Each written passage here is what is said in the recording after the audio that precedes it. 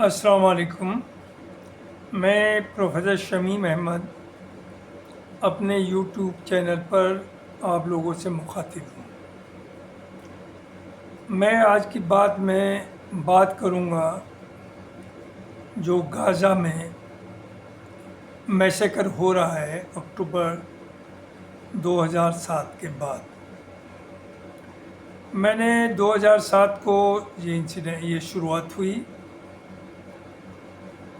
7 अक्टूबर को most probably, और उसके एक दिन बाद ही मैंने एक वीडियो डाला था। और उस वक्त भी मैंने जो कहा था मैं आज भी उसी बात पर हूँ और वो साबित भी हो रही है कि ये अमेरिका की, इज़राइल की और अरब कंट्रीज़ के साथ में, वेस्टर्न कंट्रीज़ की एक साजिश और प्लानिंग के तहत हुआ जो भी हुआ। इन सब की राय है, इवन अरब्स की, चूँकि फ़लस्तीन कम्युनिटी एक बहादुर कम्युनिटी है, वो हक लेना और हक की बात करने की हिम्मत कर सकते हैं।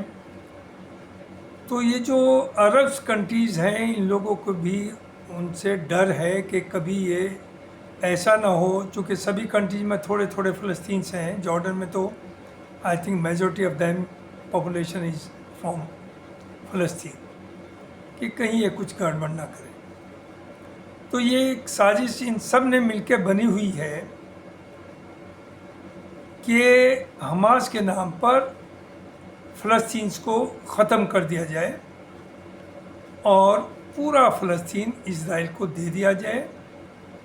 और इस गलत फहमी में वेस्टर्न कंट्रीज़ ने अरब्स को कन्विंस किया कि आपकी प्रोटेक्शन के लिए हम लोग हैं, और फिर पूरे खित्ते में एक पीस रहेगी। इज़राइल से आप दोस्ती करिएगा, वो भी तरक्की करेगा और आप भी तरक्की करेंगे। तो ये प्लान अब का नहीं। जब 2014 में एक बार पहले अटैक हुआ था हमास के, या ये कहिए गाज़ा के ऊपर, इज़राइल का, तो उस वक्त अरब कंट्रीज से ये आवाज़ आई थी कि जब तक हमास रहेगा तब तक इस खित्ते में पीस नहीं आएगी। यानी पीस तभी आएगी जब हमास को या फ़लस्तीन को ख़त्म कर दिया जाए। और उस वक्त जो वो 6 या 10 दिन की जंग हुई थी जिसमें हज़ारों लोग मारे गए थे फ़लस्तीन, बहुत बड़ा डिस्ट्रक्शन हुआ था। उसमें जंग में जितना भी खर्चा हुआ था वो पूरा अरब कंट्रीज़ ने उसकी पूरी करी थी, भरपाई करी थी और इज़राइल को पैसा दिया था, फाइनेंशियल हेल्प की थी। उसी के तहत जिसके पास इज़राइल की इतनी बड़ी इंटेलिजेंस है, इतनी पावर है कि दूसरे कंट्रीज़ में जा कर के लोगों को मरवा देता है, दूसरे कंट्रीज़ में अटैक कर देता है, उन्हें ये पता ना चले कि उनके यहाँ हमास के लोग एंटर हो गए चारों तरफ से, और उन्होंने ये सब किडनैप भी कर लिया, लोगों को ले भी गया और इन्हें पता नहीं चला 2 दिन तक। तो ये एक साजिश के तहत कराया गया जिससे एक प्रिटेक्स्ट मिले कि उन पर कैसे अटैक करें, उन्हें कैसे बर्बाद करें, कैसे मारें, कैसे उनका सफाया करें। और इसमें सब मिले हुए थे, लिहाजा उसके बाद जंग होती है। किसी 57 कंट्रीज़ हैं तकरीबन जो सो कॉल्ड इस्लामिक या मुस्लिम कंट्रीज़ कहलाते हैं विद मुस्लिम मेजॉरिटी, और भी 20 कंट्रीज़ ऐसे हैं जिनमें मुसलमानों की अच्छी खासी 15, 20, 25% पॉपुलेशन है। क्या किसी ने आवाज़ उठाई कि ये गलत हो रहा है? ठीक है, जो हुआ था, नंबर 1 तो पहली बात ये कि वो इज़राइल ने जानबूझ करके, चुका है हमास को पैदा भी इजरायलीज ने किया था और शुरू में फाइनेंशियल और हर तरह की हेल्प भी की थी जिससे कि फ़लस्तीन आपस में डिवाइडेड रहें और इन्हें आसानी रहे इजरायलीज को। ये सब हुआ था। तो अटैक किया, पहले हुआ कि नॉर्थ को खाली करें और साउथ में जाएं, उन्हें धक्का दे करके साउथ में ले गए। फिर वहाँ से कहा रफ़ा में जाएं, फिर कहा फला हॉस्पिटल में इकट्ठे हों, कभी ये कहा फला स्कूल में जो यूएन का है उसमें सेफ्टी सिक्योरिटी, और सब जगह इकट्ठा करके उन्हीं जगहों को बम्बार्डमेंट किया और वहाँ हज़ारों लोगों को मारा। हज़ारों नहीं, मैं कहूँगा लाखों लोगों को मारा है। एनी हाउ ये चल रहा है, 6 महीने से ज़्यादा हो गया, 8 महीने। अब बार बार 2 महीने तो 3-4 महीने से यही चल रहा है कि सीज फायर, और अमेरिका चूंकि दुनिया के ऊपर राज करना चाह रहा है, जब से सबसे बड़ा दुनिया में अगर क्रिमिनल है तो वो अमेरिका है, जिसने मिलियंस ऑफ लोगों को मारा है दुनिया में, बेकसूरों को, सिर्फ अपने को एस्टेब्लिश करने के लिए। वियतनाम में 20 साल जंग करी, बेइज्जत होकर निकले। कंबोडिया में करी, नॉर्थ कोरिया साउथ कोरिया के 2 हिस्से कराए। जापान में दुनिया में पहली बार एटम बम का इस्तेमाल हुआ, आज तक उसके असरात हैं। उसके बाद इराक में कि उन पे मास डिस्ट्रक्शन के वेपन्स हैं, झूठा इल्ज़ाम जो साबित हुआ कि झूठा था, उसे बर्बाद किया। उससे पहले सद्दाम हुसैन को सपोर्ट दे करके ईरान के ऊपर अटैक कराया, फिर ईरान का अटैक कराया। उसके बाद आपने लीबिया, उसके बाद आपका अफ़गानिस्तान भी 20 साल रहा, बेइज्जत होकर के निकले। आपने पूरी दुनिया में मुसलमान को एक टेररिस्ट बता दिया, और टेररिज्म ये आपका क्रिएशन था। जो सब बातें आ रही है कि ISIS जो था वो भी इन्हीं का क्रिएशन था। आपने सीरिया को बर्बाद किया, आपने यमन में कत्लेआम कराया।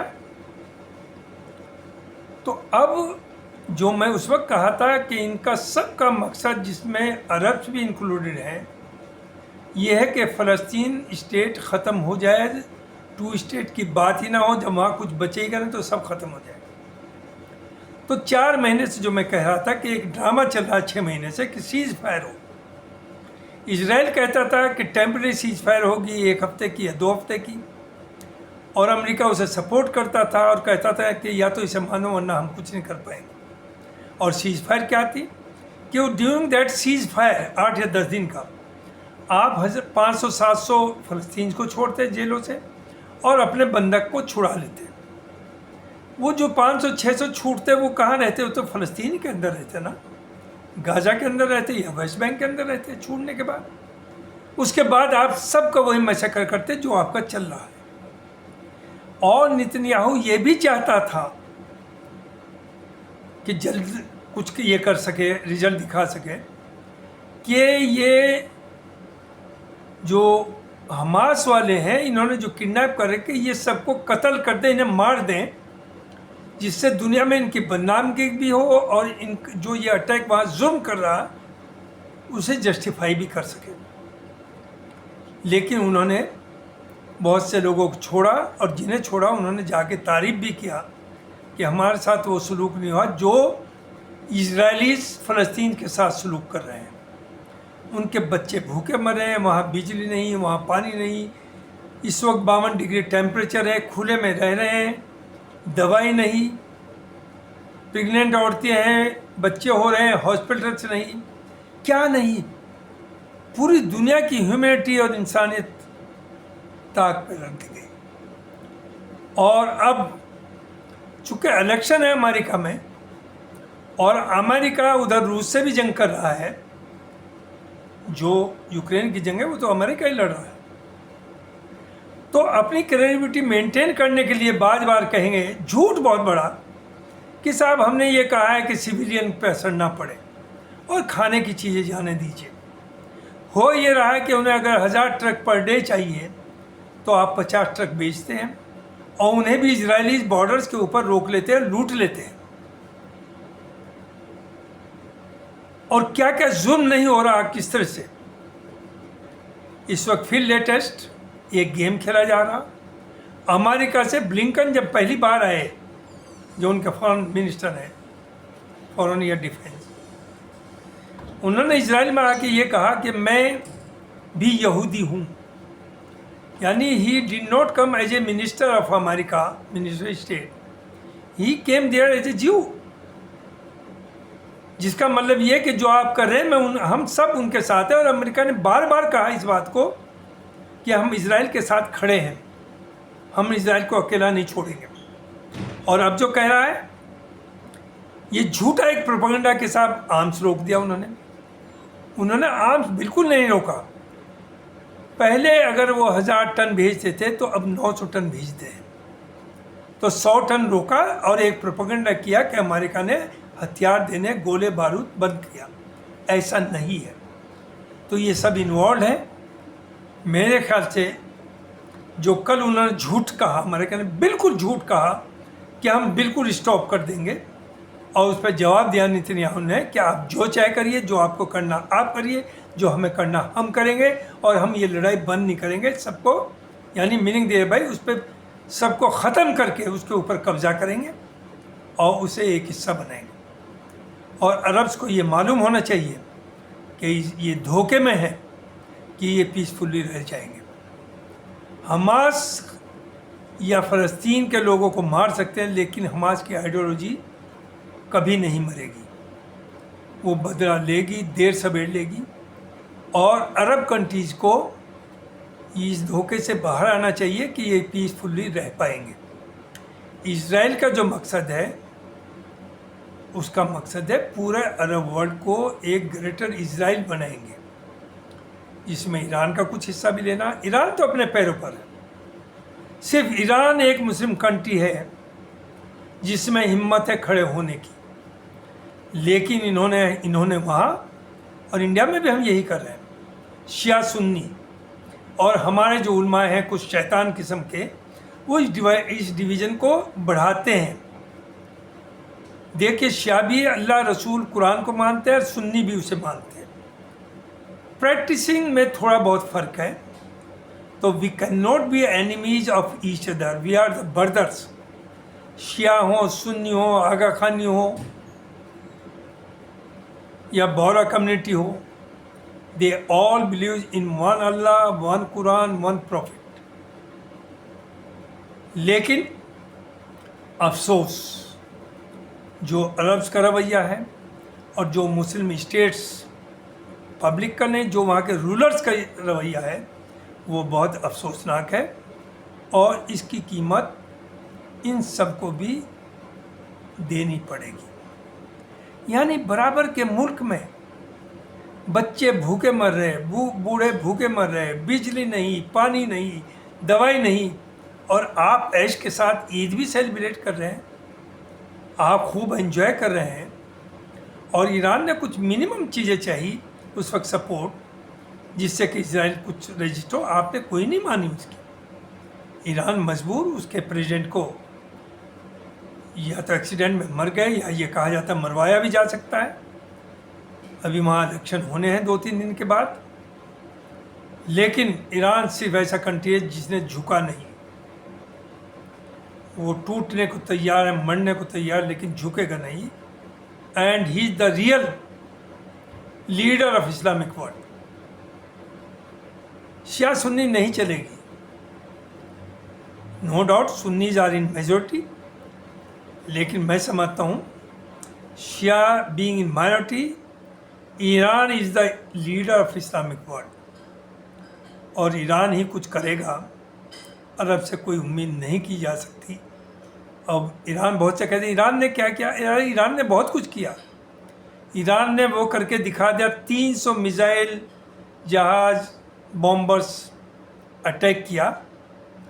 और ज़ाहिर है उसकी नीयत ये नहीं थी कि सिविलियन को मारे, तो उसने पहले अमेरिका के थ्रू इन्फॉर्म कर दिया कि हम ये करने जा रहे हैं, और करके दिखाया।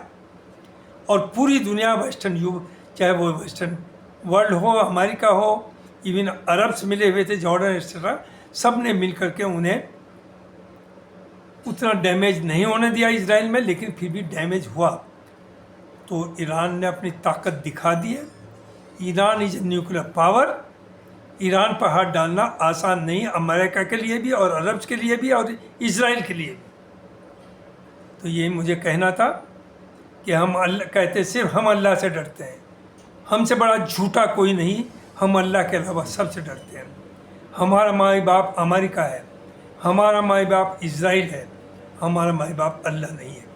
सबसे बड़े झूठे हैं, सबसे बड़े बेईमान हैं, सबसे बड़े चोर हैं, सबसे बड़े इंसानियत को छोड़े हुए।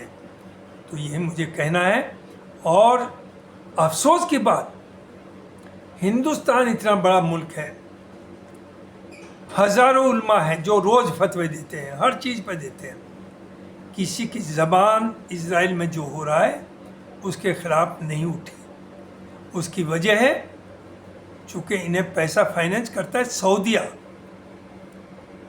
तो इनकी कैसे हिम्मत होगी ये सच्ची बात कहें, ये आलमबरदार बनते हैं इस्लाम के, ये बिल्कुल नहीं है। ये बेईमान है, झूठे हैं, चोर हैं। सिर्फ 2 या 3% उल्मा ऐसे हैं अच्छे, जिसमें नाम लूँगा मैं ख़ासतौर से सज्जाद नोमानी जैसे, जो कि हिम्मत करते हैं सही बात कहने की और पब्लिक में बोलते हैं। That is Islam. Thank you very much. अस्सलाम वालेकुम। अल्लाह खैर।